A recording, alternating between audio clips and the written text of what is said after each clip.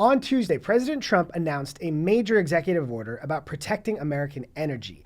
Over the last several years, there's been a new trend from blue states and blue cities focused on suing oil and gas companies for climate change. They will say things like, we had this extreme weather event. It was caused by climate change. Your oil and gas caused that. Now, there's not a lot of science involved in that attribution piece, but they believe that if they can get these billions of dollars from energy companies, one, they'll be able to bankrupt oil and gas companies, but also be able to fund things like infrastructure projects.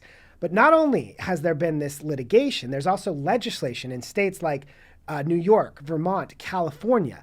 They want to be able to say, we are taking this money from energy companies as a cost for climate change, and they can create super funds that they can then use for a number of different things. For example, California wants oil and gas companies to pay for the Los Angeles wildfires, arguing that they contributed to climate change, which led to the wildfires, even though we know the wildfires were largely caused by human error and lots of mistakes along the way, leading, kindling and things in the path in a wildfire alley area. So this lawfare and litigation and legislation could kill American energy and drive up costs for families. President Trump's executive order urges the Department of Justice to look into this. It says, these state laws and policies weaken our national security and devastate Americans by driving up energy costs for families from coast to coast.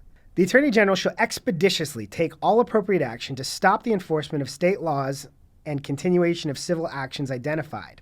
This is an incredibly important move because if these blue states are successful, they will drive up the costs of everything we need, from gas to fuel your car, to energy to heat your home, to electricity to power your home, because so much of that electricity is fueled by fossil fuels.